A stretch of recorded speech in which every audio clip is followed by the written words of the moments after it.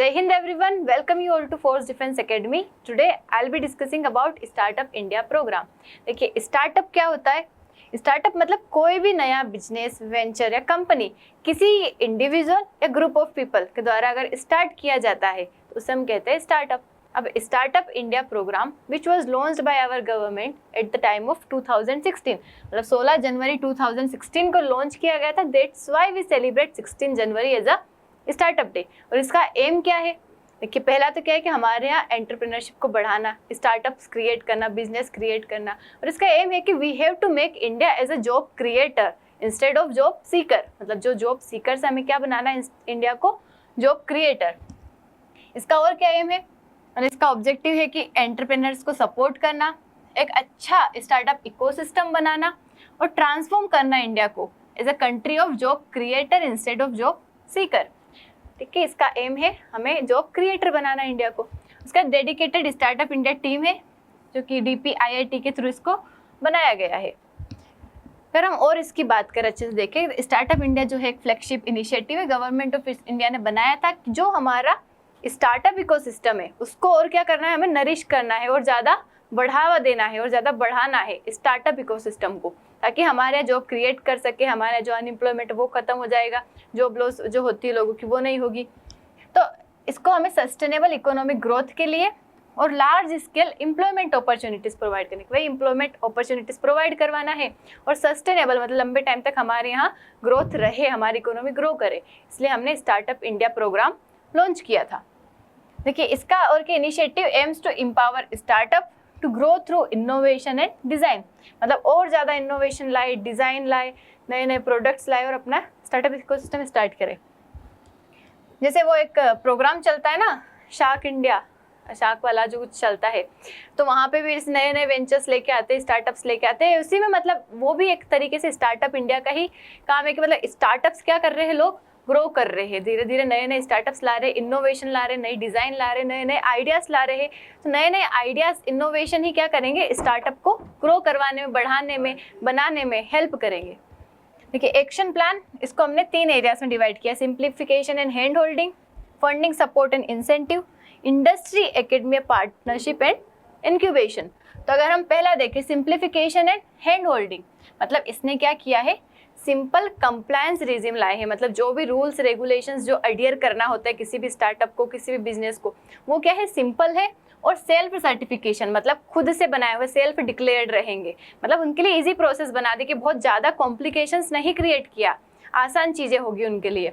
और क्या होगा, मोबाइल ऐप है, पोर्टल है, ताकि वहाँ पे एक तो उनको इन्फॉर्मेशन मिलती रहेगी, जुड़ सकेंगे वहाँ से, क्योंकि कोई चीज़ डिजिटल रहती है, ऑनलाइन रहती है, तो उससे क्या होता है कि उसका एक्सेस ईजी हो जाता है सबके लिए. कोई भी इन्फॉर्मेशन आएगी वो ईजिली अवेलेबल हो जाती है सभी के लिए. तो ये है. उसके बाद फंडिंग सपोर्ट, अगर हम फंडिंग की बात करें तो इसमें 10,000 करोड़ का फंड अलोकेट किया गया, जो कि हर साल 2500 करोड़ क्या रहेंगे, पर्टिकुलर डेडिकेटेड रहेंगे हर स्टार्टअप के लिए, एक स्टार्टअप के लिए. उसके बाद क्रेडिट गारंटी फंड है, टैक्स एग्जेम्पशन है, 3 साल तक कोई टैक्स नहीं लगेगा अगर कोई भी स्टार्टअप इस स्कीम के तहत अगर स्टार्ट करते हैं.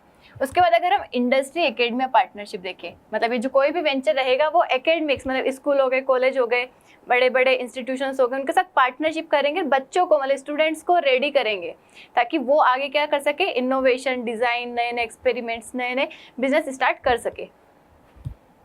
इसने ऑर्गेनाइज किया स्टार्टअप फेस्ट ताकि और इनोवेशन को शो कर पाए. अटल इनोवेशन मिशन, ये भी मिशन लॉन्च इसलिए किया गया था ताकि क्या करवा पाए, स्टार्टअप इकोसिस्टम को और ग्रो करवाए, स्टार्टअप्स को बढ़ावा दे. With self employment and talent utilisation programme, जो कि नीति आयोग का एक प्रोग्राम था, मतलब सेल्फ एम्प्लॉयमेंट और टैलेंट यूटिलाइजेशन. 7 नए रिसर्च पार्क बनाए गए, कहाँ पे, IIT मद्रास पे. उसके बाद innovation focused programmes for students, ताकि स्टूडेंट्स को भी ट्रेन करे कि वो इनोवेशन वाली चीज़ें सीखे ताकि वो स्टार्टअप और स्टार्ट कर पाए. Annual incubator grand challenge to promote good practices among incubators. देखो इंक्यूबेटर्स क्या होता है कि ऐसा कह सकते हैं, स्टार्टअप में अगर हम इंक्यूबेटर्स की बात करते हैं, इसका मतलब है कि ऐसा कोई ऑर्गेनाइजेशन जो कि सपोर्ट करता है, हेल्प करता है किसको, एंटरप्रेन्योर्स को, या फिर हेल्प करता है किसी बिजनेस को ग्रो करने में, स्टार्टअप्स को हेल्प करता है. मतलब कई सारे सपोर्ट करता है, वो फंडिंग वाला सपोर्ट कर सकता है, प्लेस पे सपोर्ट कर सकता है, जगह प्रोवाइड कर, मतलब किसी भी तरीके से सपोर्ट करना, उसको हम इंक्यूबेटर्स कहते हैं. ये वेरियस बेनिफिट्स इसके क्या है, 10,000 करोड़ का फंडिंग पूल है, रिडक्शन है पेटेंट की कोई फीस नहीं लगेगी, बैंकरप्सी कोड तो 90 डेज तक, मतलब हमारे पास क्या रहेगी, एग्जिट विंडो रहेगी, मतलब अगर बैंकरप्ट भी हो जाते हैं तो 90 डेज तक की विंडो रहती है। टैक्स नहीं लगेगा for 3 years, capital gain tax नहीं लगेगा 3 साल तक, नॉर्मल टैक्स नहीं लगेगा, इवन इंस्पेक्शन नहीं होगा 3 साल तक, कोई इंस्पेक्शन नहीं होगा, 3 साल तक कैपिटल गेन टैक्स से फ्रीडम है, 3 साल तक नॉर्मल टैक्स से फ्रीडम है। सेल्फ सर्टिफिकेशन का कंप्लायंस है कि आप अपने आप से क्या कर सकते हो, सेल्फ डिक्लेयर कर सकते हो rules regulations. Created an innovation hub, under Atal innovation mission के अंदर इनोवेशन हब बनाया है। 5 लाख स्कूल जिसमें 10 लाख चिल्ड्रन को इनोवेशन रिलेटेड प्रोग्राम के लिए ट्रेन किया गया है। New schemes to provide IPR protection, मतलब IPR इंटेलेक्चुअल प्रॉपर्टी राइट्स का जो प्रोटेक्शन है वो भी स्टार्टअप को दिया गया है। और बिल्ट स्टार्टअप ओएसिस, जैसे राजस्थान इंक्यूबेशन सेंटर बना ना, ऐसे कई सारे ओएसिस बनाए गए, ये स्टार्टअप इंडिया है हमारा।